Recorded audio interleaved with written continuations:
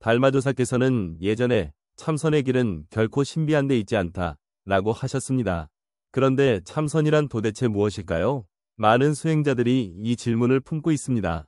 어떤 사람들은 참선이 매우 심오하고 어렵게만 느껴지는 수행이라 오랜 세월 좌선하고 경전을 읽으며 고된 수행을 해야 비로소 그 비밀을 엿볼 수 있다고 여깁니다. 또 다른 이들은 선종에서 강조하는 도노를 언젠가 갑작스레 맞이할 수 있다고 생각해서 어느 한순간 간단한 가르침만으로도 마음이 트이고 본래의 자성을 한순간에 깨달을 수 있다고 기대하기도 합니다. 하지만 정말로 참선이 그렇게 신비롭고 특별한 것일까요? 역사 속에서 많은 이들이 심오한 경지를 동경하며 수행의 궁극적 목표가 범상함을 뛰어넘고 신통을 얻는 일이라고 여겨왔습니다. 불법이 무한한 기적을 품고 있다고 생각해 그저 신비한 힘을 지니면 오도가 가능하리라 믿은 것입니다. 그러다 보니 밤낮 없이 고된 수행을 거듭하며 언젠가 문득 깨달음을 얻어 기적 같은 능력을 지니고 사람들의 마음을 꿰뚫고 미래를 예지하게 되길 바랐습니다. 하지만 바로 그 집착이 참된 불법에 다가가지 못하도록 스스로를 가로막고 있다는 걸 모르는 이들이 많았습니다. 선종의 시조가 된 달마조사께서는 이 점을 일찌감치 간파하셨습니다. 먼 길을 건너 중국에 도착하신 뒤 숭산 소림사에서 9해 동안 벽을 바라보며 수행하셨는데 그 과정을 통해 불법의 정수를 깨달으신 겁니다. 그분은 많은 구도자들이 신통묘법에 대한 욕심에 사로잡혀 있다는 사실을 보았고 불법은 무언가 말로 표현할 수 없는 신비로움이라 여겨 이곳저곳에서 기적을 찾아다니지만 정작 불법은 멀리 있지 않고 바로 눈앞에 있으며 참선의 길은 결코 신비로움 속에 있지 않다는 것을 가르쳐 주셨습니다. 이 말은 겉으론 평범해 보이지만 사실 깊은 의미를 담고 있습니다. 세상 사람들은 종종 수행을 통해 오묘한 경지에 이르러야만 진정한 깨달음을 얻을 수 있다고 믿습니다. 하지만 달마조사께서는 우리가 추구해야 할 참된 핵심은 신비한 체험이 아니라 오히려 가장 소박한 일상으로 돌아오는 일이라고 일깨워 주십니다. 진정한 불법은 결코 범인을 초월한 능력이 아니면 평범해 보이는 매 순간에 담겨 있습니다. 우리가 걷고, 서고, 앉고, 눕고, 숨쉬는 모든 찰나에 불법이 깃들어 있습니다. 하지만 이런 이치를 이해하는 사람이 과연 얼마나 될까요? 달마조사의 시대에도 여전히 많은 수행자들이 신통을 얻어 신선처럼 되고자 했습니다. 수행을 통해 평범한 인간의 한계를 뛰어넘고자 한 것이지요. 그러던 어느 날 달마조사에게도 이런 염원을 품은 젊은 스님이 찾아옵니다. 그는 밤낮 없이 고행을 거듭해 신통을 얻으려 애쓰던 사람이었습니다. 이 젊은 수행자는 달마조사 앞에서 공손히 예를 올린 뒤 말했습니다. 조사님, 저는 3년 동안 매일 경전을 읽고 좌선을 하며 참선을 했지만 여전히 마음이 혼란스럽습니다. 부처님께서는 큰 신통을 지니셔서 미래를 미리 보고 사람들의 마음을 읽고 심지어 구름을 타고 다니셨다고 들었습니다. 저는 어떻게 하면 그런 신통을 얻고 참된 깨달음을 얻을 수 있는지 가르침을 청합니다. 달마조사께서는 잠시 침묵하신 채 멀리 푸르른 산을 바라보셨습니다. 산은 안개에 둘러싸여 있어 고요함 속에 무엇인가를 말하는 듯 했습니다. 젊은 수행자는 대답이 없자 다시 같은 질문을 드렸습니다. 그러자 달마조사께서 천천히 입을 여셨습니다. 그대는 이 3년간 무엇을 구하고 있었소? 저는 오직 불법의 비밀을 깨닫고 신통을 얻어 참된 깨달음을 이루고 싶었습니다. 젊은 수행자의 눈엔 기대감이 서려 있었습니다. 달마조사께서는 가벼운 한숨과 함께 물으셨습니다. 그대는 불법이 무엇이라 생각하오? 불법이란 못할 것이 없으며 생사를 꿰뚫고 미래를 미리 보고 범부의 영역을 넘어서는 능력을 지니는 것이라 생각합니다. 그 목소리는 확신으로 가득 차 있었습니다. 그러자 달마조사께서는 고개를 가로저으시더니 마당 한켠에 서 있는 오래된 소나무를 가리키며 물으셨습니다. 저 소나무를 보시오. 저 소나무가 날마다 더 높이 자라 하늘에 닿아야지 하고 애쓰고 있을 것 같소. 젊은 수행자는 잠시 멈칫하다가 대답했습니다. 물론 아니지요. 그저 자연스럽게 자랄 뿐입니다. 달마조사께서는 미소 지으며 말씀하셨습니다. 그렇소. 저 소나무는 신통 따위를 바라지도 않고 높낮음을 따지지도 않으며 그저 봄이면 새싹을 틔우고 가을이면 솔잎을 떨굴 뿐이오. 더하지도 덜하지도 않으며 이게 바로 참된 불법이오. 젊은 수행자는 여전히 이해가 되지 않는다는 듯이 물었습니다. 그렇지만 부처님께서는 분명 큰 신통을 지니셨고 많은 중생을 구하셨지 않습니까? 만약 그 신통을 구하지 않는다면 어떻게 얻을 수 있겠습니까? 달마조사께서는 그를 바라보며 말씀하셨습니다. 부처님의 신통은 억지로 갈망해서 얻을 수 있는 게 아니오. 수행이 깊어지면 자연스레 드러날 뿐이오. 저 소나무도 더 높아지고 싶다고 애쓰지 않아도 해마다 자라 결국 하늘에 닿을지도 모릅니다. 하지만 그대처럼 신통만 좇는다면 참된 불법을 영영 알 수 없을 것이오. 마침 부드러운 산바람이 불어 솔잎이 사르르 소리를 냈습니다. 향긋한 풀내음이 맑은 공기와 함께 스쳐갔습니다. 달마조사께서는 그 바람 소리를 잠시 귀 기울여 들은 뒤 말씀하셨습니다. 저 바람이 솔잎을 스치는 소리를 들어보시오. 저것이 바로 불법의 소리요. 젊은 수행자는 어리둥절했습니다. 바람 소리가 곧 불법이라니요? 달마조사께서는 고개를 끄덕이며 이어 말씀하셨습니다. 불법은 본래 형상도 없고 형체도 없소. 일부러 구하려고 발버둥칠 필요가 없소. 바람이 솔잎을 스치는 일은 자연스러운 현상이고 그 자체가 진리요. 그대는 신통만 갈망하며 신비한 데서 법을 찾으려 하지만 그러니 진정한 선의 마음을 놓치고 있는 것이오. 젊은 수행자는 무언가 깨달은 듯했지만 여전히 물었습니다.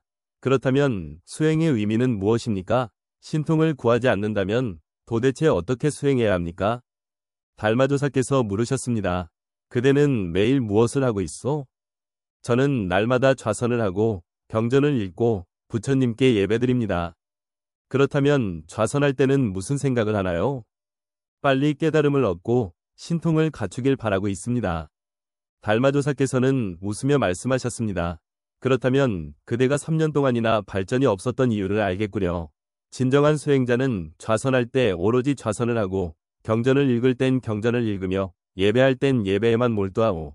순간순간 무엇인가를 얻으려는 욕심만 가득하면 아무것도 얻을 수 없소. 젊은 수행자는 부끄러움에 고개를 떨구고 한참을 생각하다가 비로소 깨달은 듯이 말했습니다. 아, 그렇군요. 저는 그동안 실제로는 아무것도 보지 못하고 헛된 환상만 좇고 있었습니다. 달마조사께서는 고개를 끄덕이며 말씀하셨습니다. 수행은 평상심이 중요하오.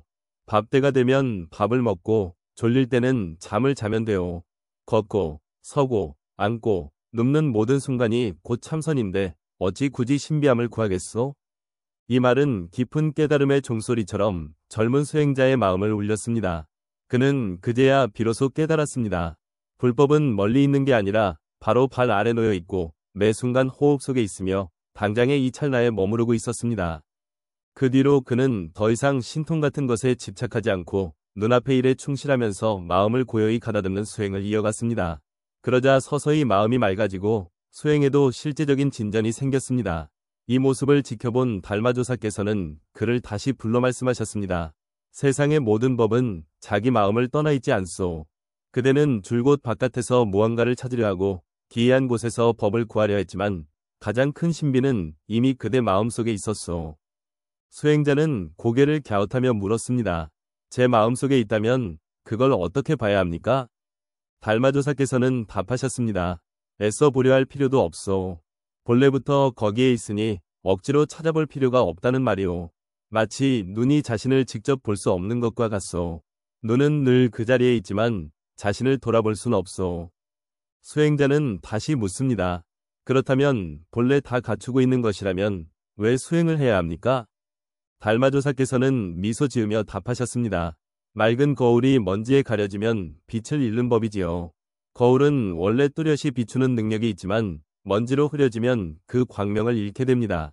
수행이란 애초에 없던 것을 새로 얻는 게 아니라 바로 그 거울 위 먼지를 닦아내는 일이지요. 본래 갖고 있던 맑음을 회복하는 것입니다. 이 가르침에 젊은 수행자는 크게 깨달음을 얻었습니다. 그 뒤로는 신통이나 급작스러운 깨달음을 꿈꾸지 않고 한 걸음씩 꾸준히 자신을 닦아나갔습니다.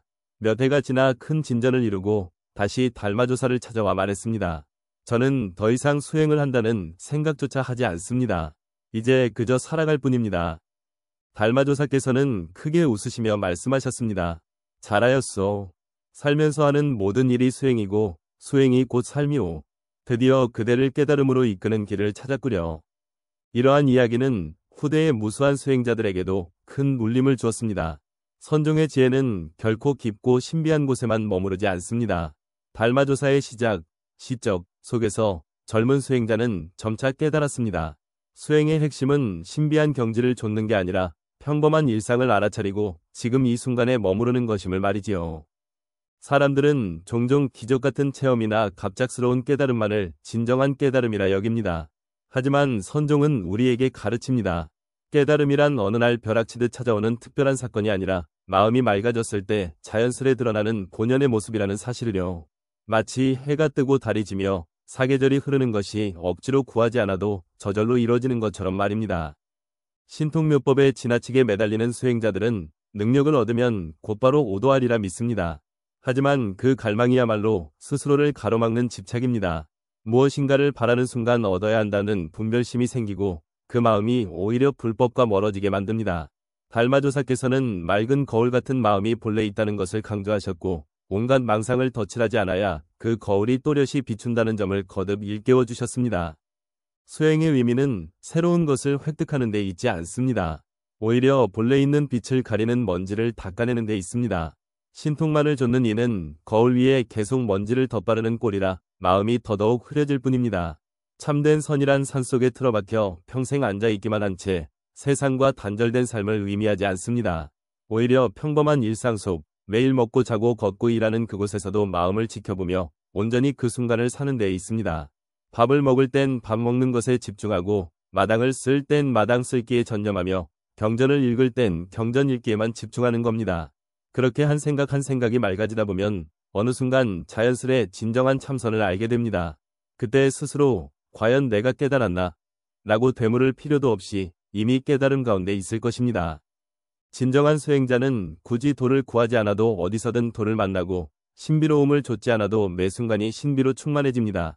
많은 사람들은 늘 바깥을 향해 무언가를 구하려 하고 먼 곳에 불법이 있다고 믿습니다. 그러나 불법은 결코 우리 곁을 떠나 있지 않습니다. 우리가 들이쉬고 내쉬는 호흡, 바로 그 사이에 이미 있습니다. 부처님께서는 신통을 일부러 애써 구하지 않으셨지만 마음이 맑고 청정하셨기에 지혜가 스스로 드러났다고 합니다. 마치 소나무가 더 자라야지 하며 애쓰지 않아도 계절을 따라 자라 우뚝 솟는 것처럼 수행자가 그저 집착을 내려놓고 망념을 버리면 자연스럽게 묘법이 드러납니다. 참된 수행이란 속세에서 도망치거나 평범함을 벗어나는 게 아니라 세상 한가운데서도 때 묻지 않는 마음을 지키는 것이며 일상의 소소한 순간에 자성을 보는 것입니다. 도망치지도 집착하지도 않으면서 마음이 잔잔하게 머무르면 진흙 속에서 피어나는 연꽃처럼 더러움을 물들이지 않고 향기를 퍼뜨리게 됩니다.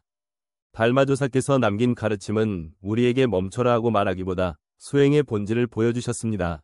수행이란 신비로움을 좇는 게 아니라 평범한 자리에서 늘 깨어있는 것이고 억지로 무언가를 얻으려 하지 않아도 마음이 맑으면 스스로 길이 열리는 법입니다. 그 경지에서는 굳이 무엇을 얻었다고 말할 수도 없고 얻어야 할 것도 이미 없습니다. 마음이 맑은 거울처럼 모든 것을 비추되 걸림이 없으면 그때가 곧 깨달음입니다.